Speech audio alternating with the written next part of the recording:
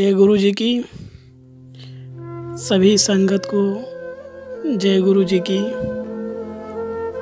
और आप सभी से निवेदन है जो भी संगत अपना सत्संग शेयर करना चाहते हैं तो सर मुझे अपना सत्संग व्हाट्सएप शेयर कर सकते हो, चाहे ऑडियो या वीडियो, जैसे इच्छा हो वैसे आप अपना सत्संग शेयर कर सकते हो। क्योंकि अगर आपको गुरु जी ने ब्लेसिंग दी है सत्संग में और आप सक्षम अब सत्संग करने में, तब आप अपना सत्संग मुझे शेयर कर सकते हो। और आप अपना सत्संग जितना शेयर करोगे गुरु जी भी आपके सत्संग के बारे में अपना सुन सकेंगे। इसलिए मैंने अपना व्हाट्सएप नंबर दे रखा है डिस्क्रिप्शन पे, आप वहाँ जाके मुझे व्हाट्सएप कर सकते हो। जय गुरु जी की। और अब मैं आपको सत्संग सुनाता हूँ आज जितेंद्र गुप्ता जी का, जिन्होंने मुझे सत्संग भेजा है 2004 से। हितेश मुझे गुरु जी के पास आने के लिए कह रहे थे, लेकिन उनके पास पहुंचने में 2 साल लग गए। उनके द्वारा चुने गए समय और जगह पर मेरा पूरी तरह से मानना है कि 28 जनवरी 2006 की सुबह जब हितेश ने मुझे फ़ोन किया और ये कहा कि मैं आज गुरु जी के दर्शन के लिए जा रहा हूँ और गुरु जी गुड़गांव आ रहे हैं, क्या जितेंद्र तुम साथ में चलोगे? मुझे भी उनके दर्शन के लिए आना चाहिए। मैंने इस बारे में अपनी पत्नी और बच्चों से बात की, पर उनकी वहाँ जाने में कोई भी रुचि नहीं थी।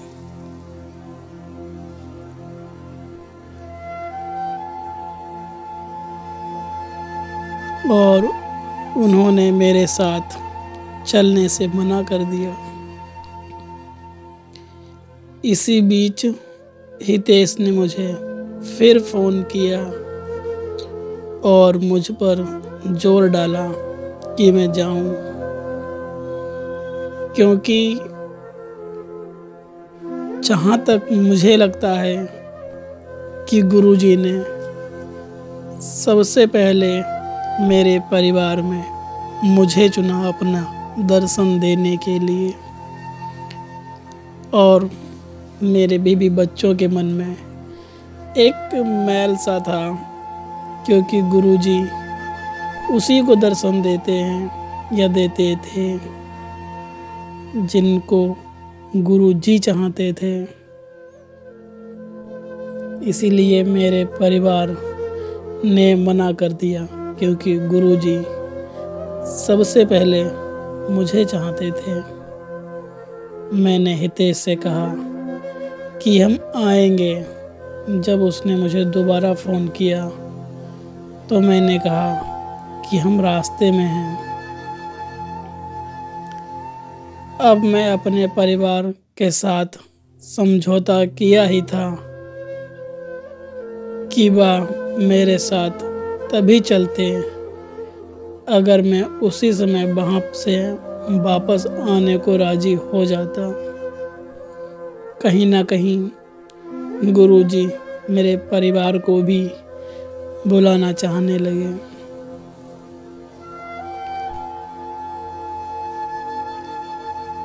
जब वह मुझे वापस आने को कहते, वह लंगर लेने के लिए भी नहीं माने थे। परंतु जब हम वहाँ पहुँचे और गुरुजी का कार्यक्रम रखा गया, मेरे परिवार में परिवर्तन आ गया। क्योंकि हम जब गुरुजी के कार्यक्रम में पहुँचे तब गुरुजी ने मेरे परिवार के सारे दोस्त समाप्त कर दिए और उनका हृदय परिवर्तन होने लगा। हमें ऐसा लगा जैसे हम स्वर्ग पहुंच गए थे और हमने बैठकर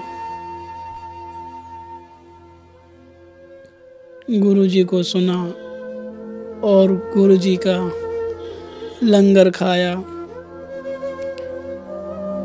वापस आए। 20 दिन बाद हम गुड़गांव के मासिक सत्संग में गए और फरवरी 2006 में हम दोबारा गुरुजी से मिलने का समय या कृपा प्राप्त हुई। उसके बाद मुझे कंपनी के सेक्रेटरी बनाया गया क्योंकि मेरा प्रमोशन कर दिया गया और ये भी सब गुरुजी की कृपा थी। मैं पहली बार जब गुरुजी के दर्शन के लिए हितेश ने मुझसे कहा था तब उसने बताया था कि गुरुजी अपनी ब्लेसिंग भी दे देते हैं। और जब मैं गुरुजी के घर से जाने की आज्ञा ले रहा था वह बोले जाओ, कंपनी के सेक्रेटरी हो ना। जब मैंने उनकी ओर देखा था तब मैंने इस शब्द को नज़रअंदाज कर दिया था।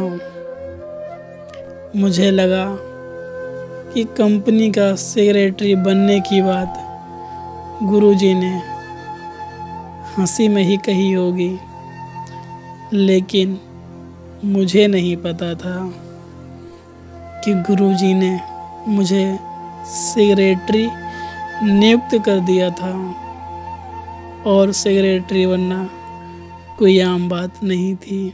लेकिन जब गुरुजी ने मुझसे ऐसा कहा तब मैं उस बात को हंसी में ले गया था। मैंने गुरुजी की सत्संग के बारे में पूछा तो उन्होंने कहा कि मुझे गुरुजी के कहे शब्द का मतलब बाद में समझ आएगा। वैसे भी उस वक्त मैं चार्टर्ड अकाउंट था, कंपनी सेक्रेटरी नहीं था, पर मैंने कंपनी के सेक्रेटरी के तौर पर कभी काम भी नहीं किया था। इन दर्शन के 3 महीने बाद मुझे मई 2006 में दूसरे हफ्ते में मेरी पत्नी की इच्छा हुई कि मैं अपना शेयर ट्रेडिंग का व्यापार छोड़ दूं। उसने ऐसा सुबह के करीब 10 बजे बोला और आधे घंटे बाद मुझे एक कंपनी का ऑडिट करने के लिए मानसरोवर बुला लिया गया। वह बृहस्पतिवार का दिन था और कंपनी के मैगजीन डायरेक्टर जो पुणे में स्थित थे वे भी मानसरोवर आए हुए थे। हमने लेखांकन और कर निर्धारणता टैक्सेस से जुड़े हुए मामलों पर विचार विमर्श किया। वह मुझसे बोले कि उनका उद्योग एक और व्यक्ति की तलाश में है जो कि कंपनी का सेक्रेटरी या चार्टर्ड अकाउंट हो। उन्होंने मेरे सामने एक कंपनी और की सैलरी का प्रस्ताव रखा।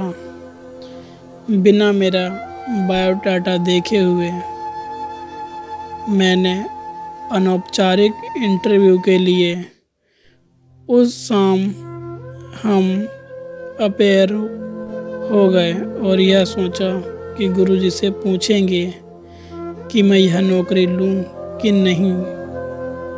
मुझे हिम्मत नहीं जुटा पाया कि मैं गुरुजी से पूछ पाऊं और मैंने अपनी पत्नी सोनी से कहा कि वह गुरुजी से पूछे।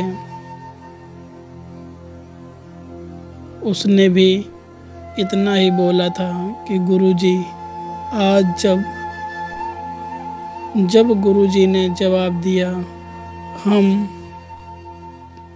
ज्वाइन करो, उसने दोबारा अपना प्रश्न पूरा करने की कोशिश की कि गुरुजी ने फिर से अपने शब्द में दोहराया। जब सोनी ने तीसरी बार बोलने की कोशिश की तब गुरुजी बड़ी सरलता से बोले, चल भाग, ज्वाइन करो जाके। तब जाकर हमें समझ आया कि वह पहली बार गए थे, तभी उन्होंने मुझे कंपनी सेक्रेटरी शब्द से संबोधित किया था। एक बार मैंने सड़क पर भी मेरी प्रार्थना का जवाब मुझे मिला। मुख्य मार्ग से होते हुए हम बड़े मंदिर हमारे घर से करीब 32 किलोमीटर की दूरी पर है। डेरा मंडी गांव से होते हुए एक रास्ता जाता है जो सिर्फ 15 किलोमीटर का है। वहाँ गाड़ियाँ कम होती हैं। हम बड़े मंदिर मुख्य मार्ग से ही जाया करते थे।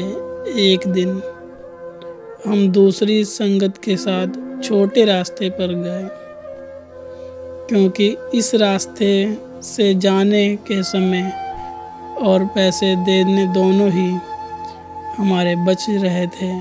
हमने आगे से इस छोटे से रास्ते से ही जाने का निर्णय लिया, परंतु इस पूरे रास्ते पर ना कोई पेट्रोल पंप था और ना ही कोई गाड़ी का मैकेनिक, क्योंकि ये रास्ता था तो छोटा, लेकिन ज़्यादा चौड़ाई ना होने के कारण इस पर बड़ी गाड़ियाँ नहीं आती थीं।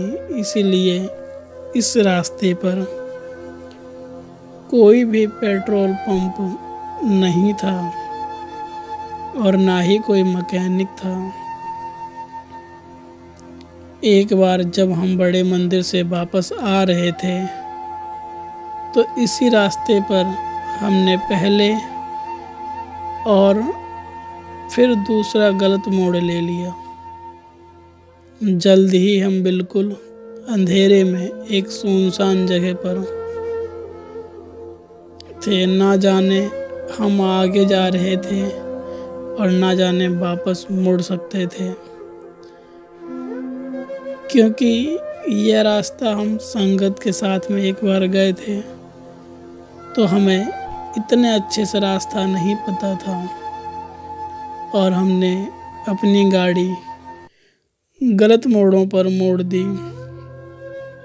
मैं गाड़ी तो चला रहा था और मैंने बस गुरुजी को याद किया, क्योंकि मैं इतना घबरा ही गया था कि बिल्कुल सुनसान और गाड़ी मोड़ने की भी रास्ता नहीं दिखाई पड़ रही थी और मेरे साथ मेरी बीवी और मेरे बच्चे थे। इसलिए कोई गलत घटना ना घट जाए यह सोचते हुए मेरा मन बहुत ज़ोरों से घबरा रहा था और दिल भी धड़क रहा था। पर मैंने अपने गुरुजी से प्रार्थना की जो मैंने बड़े मंदिर और छोटे मंदिर जाते हैं उन्हें रास्तों में कोई दिक्कत नहीं आती है, पर हम पर गुरुजी आज ये मुश्किल है। अब हमारा क्या होगा? हमारा मार्गदर्शन कीजिए और हमें रास्ता बताइए। मैं इस प्रकार से गुरुजी से बार बार विनती करने लगा कि उसी समय एक मोटरसाइकिल पर 2 लोग सामने आ गए और उन्होंने हमसे पूछा कि क्या हम गुड़गांव जा रहे हैं। और जब हमने हामी भर दी तो उन्होंने हमें पीछे पीछे आने को कहा। वो दिव्य दूत हमें मुख्य मार्ग से गुड़गांव ले गए और हमने उनका धन्यवाद करना चाहा, पर वे दोनों गायब हो गए। हम में से किसी को भी वो नज़र नहीं आए, क्योंकि वह गुरुजी की कृपा से हमारी मदद करने आए थे और गुरुजी ने हमें उन दोनों को हमारे लिए भेजा था, क्योंकि हम रास्ता भूल चुके थे। और गुरुजी सारी संगत का भी ध्यान रखते हैं और उन्होंने हमारा भी ध्यान रखा और हमारे लिए महत्वपूर्ण अनुसरण भी था। गुरुजी ने हमेशा हमारे साथ और हमें सुन सकते थे। गुरुजी को हम इसलिए नहीं मानते थे कि वे भगवान, बल्कि गुरुजी को हम इसलिए मानते थे क्योंकि गुरुजी हमारी हर बात सुनते थे जब भी हम दिक्कत में होते थे। गुरुजी हमारा मन भी पढ़ लेते थे और गुरुजी से अच्छा या गुरुजी के बाद मुझे कोई ज़रूरत ही नहीं पड़ी किसी भी चीज़ की, क्योंकि गुरुजी वो सब चीज़ हमें, हमारी खुशी और हमारा सब कुछ अब सिर्फ गुरुजी ही थे। दिल्ली कॉलेज में मेरी बेटी को दाखिला मिला। मेरी बेटी की 12वीं कक्षा में 86.25% अंक आए थे जब हम दिल्ली यूनिवर्सिटी में बीकॉम ऑनर्स के लिए आवेदन पत्र भर रहे थे कि गुरुजी के एक अनुयामी के संदेश मिला कि उसको मैत्रिया कॉलेज में दाखिला मिलेगा। जब पहली सूची आई तो ऐसा हुआ कि हमने पहले दिन ही जाकर मैत्रिया कॉलेज में दाखिला लिया। जब कक्षाएं शुरू हुई, विभाग के प्रमुख विद्यार्थियों को बताया गया कि बीकॉम ऑनर्स की कट ऑफ 89% थी। एक गलती के कारण अखबार और दिल्ली यूनिवर्सिटी के वेबसाइट पर 86% छपे थे। अंकों की यह दिव्य गलती की वजह से कॉलेज ने 128 दाखिले कर लिए, जहां केवल 40 होने थे। हमें फिर से इस बात का एहसास हुआ कि यह गलत छपा नहीं था। यह गलत इसलिए हुआ था क्योंकि गुरुजी हमारी बेटी का एडमिशन करा सकें और हमारी बेटी उस कॉलेज में पढ़ सके। इसलिए गुरुजी ने एक बेहतर कॉलेज हमारी बेटी के लिए देखा और उसको उसी में एडमिशन दिला दिया। यह सब गुरुजी की ही कृपा थी। जहाँ पर हम एडमिशन कराना चाहते थे वहाँ वैसे आसान नहीं था। गुड़गांव से दिल्ली जाने के लिए लगभग नामुमकिन सा था, पर हम गुरुजी के संरक्षण के आश्रय की वजह से बहुत आराम से कॉलेज जा पाते थे और गुरुजी हमारी पूर्व अज्ञात और आकस्मिक परेशानियों का ख्याल रखते थे। एक दिन मेरी पत्नी के स्नान गृह में एक बहुत भारा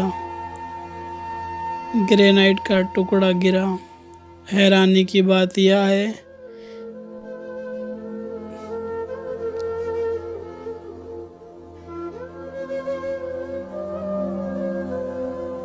कि हमारी पत्नी को कोई चोट नहीं लगी।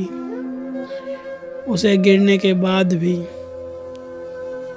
गुरुजी ने उसे एक नया जीवन दान दिया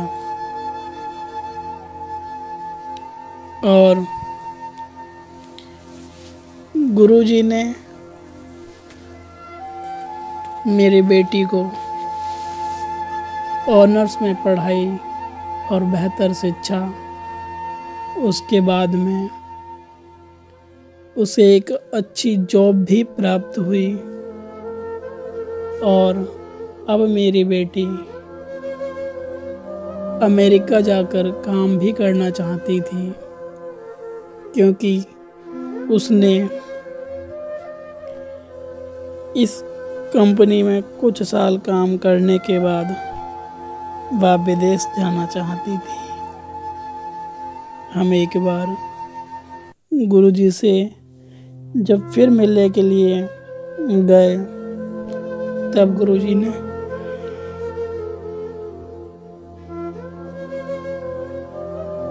कहा कि तुम चिंता ना करो और हमारी बेटी ने विदेश जाने के लिए पूछा। तब गुरुजी ने कहा कि सब हो जाएगा और उसके लिए एक पढ़ाई करनी पड़ती थी जिसमें कई लोग कई साल लग जाते थे, लेकिन मेरी बेटी ने फर्स्ट टाइम पे ही सब कुछ कंप्लीट हो गया और उसे कोई दिक्कत नहीं हुई, क्योंकि गुरुजी के संरक्षण में मैं और मेरा परिवार सुरक्षित रहा। एक बार मेरा एक्सीडेंट हो गया था। मैं गुड़गांव से दिल्ली जा रहा था कि अचानक मोड़ पर एक ट्रक ने जोर से टक्कर मार दी। मैं बाइक पर था। मेरी आंखों के आगे एकदम अंधेरा सा छा गया और मुझे लगा कि आज मेरी जिंदगी का आखिरी दिन है और मुझे कुछ दिख ही नहीं रहा था। लेकिन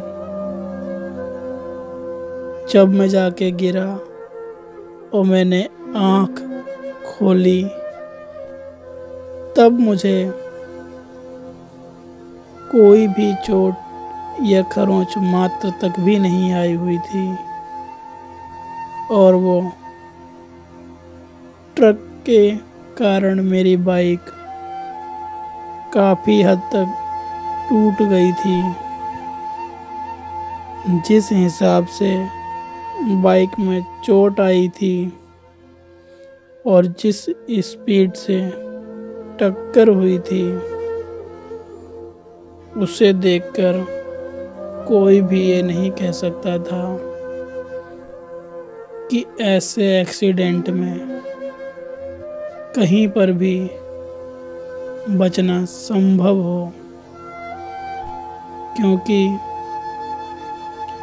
इतनी तेज गति और बाइक का टूटा हुआ हिस्सा देखकर कोई भी ये नहीं कह सकता था। लेकिन मुझे पता था कि जब हम अपने घर से निकलते थे तब भी जय गुरु जी की, और हम अपने हर समय गुरु का नाम जपते रहते थे, इसलिए मुझे विश्वास भी था कि जब गुरु जी हमारे लिए सब संभव असंभव कर सकते हैं, क्योंकि हमें अपने गुरु जी पर पूरा विश्वास था। और जब पूर्णतः विश्वास गुरु जी पे ही था तब मुझे पता था कि गुरु जी हमारा सब भला करेंगे। और जब मैंने अपनी पत्नी को ये चीज़ बताई तब उसने कहा कि तुम्हें गुरु जी ने एक नया जीवन दान दिया है। इसलिए यही मेरा सत्संग और ये सब गुरु जी की कृपा से मैं आज आपके चैनल के माध्यम से शेयर कर सका हूँ। सभी संगत को जय गुरु जी की। इस प्रकार से सत्येंद्र जी का सत्संग था। और भी संगत जो अपना सत्संग शेयर करना चाहती हैं या चाहते हैं तो आप मुझे अपना सत्संग शेयर कर सकते हो। मैंने अपना व्हाट्सएप नंबर नीचे डिस्क्रिप्शन में दे रखा है। आप सभी लोग मुझे अपना सत्संग व्हाट्सएप कर सकते हो। चाहो तो वीडियो या ऑडियो के माध्यम से मुझे अपना सत्संग भेज दो।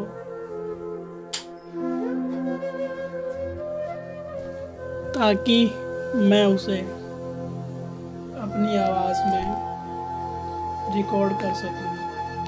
और अगर आप चाहते हो कि मैं आपका ही ऑडियो रिकॉर्डिंग करूं तो आप मुझे अपनी ऑडियो की आवाज़ में सत्संग भेज दो।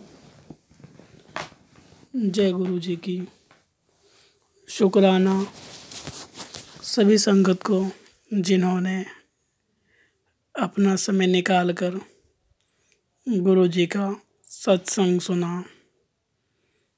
जय गुरु जी की। शुक्राना गुरु जी। सत सत शुक्राना गुरु जी। धन धन शुक्राना गुरु जी। जय गुरु जी।